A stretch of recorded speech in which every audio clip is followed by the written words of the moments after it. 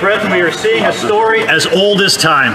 The Liberals are taking $18 million from taxpayers to fund a private airport at the elite Cabot Links Golf Resort for their millionaire friends to park their private jets. Unbelievable. This Liberal decision is decimating the Allan McEachran Port Hawkesbury Airport and small businesses like Celtic Air Services. Will the Prime Minister put small businesses ahead of his millionaire Liberal golf buddies and stop any funding for a private competing airport in Inverness? Wow. Right Honourable Prime Minister.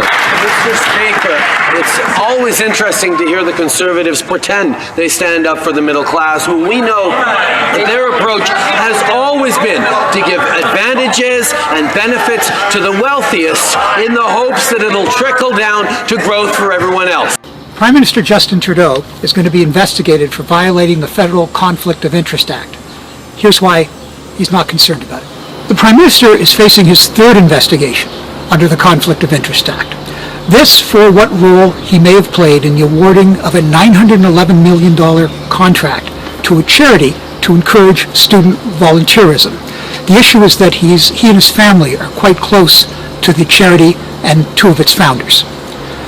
But Trudeau's been investigated twice prior to this for violating the Conflict of Interest, and in both occasions he was found guilty. This afternoon, Justin Trudeau will testify at the Finance Committee, and Canadians will have an opportunity to judge his answers for themselves. Will he answer straightforward questions directly?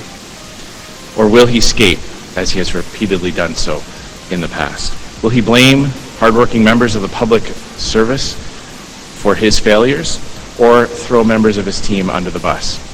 Will he try to use the pandemic to justify this corruption?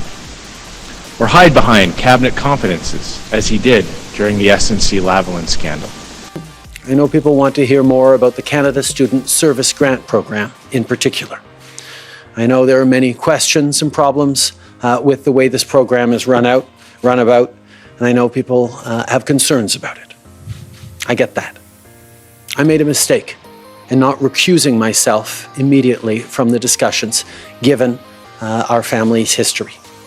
And I'm sincerely sorry about not having done that.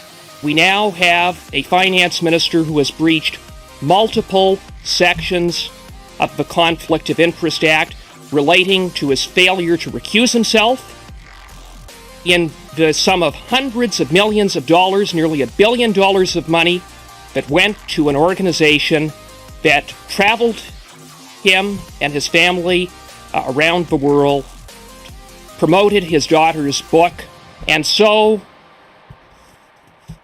it's time that the Minister of Finance do the only thing that is left to do, and that is resign as minister.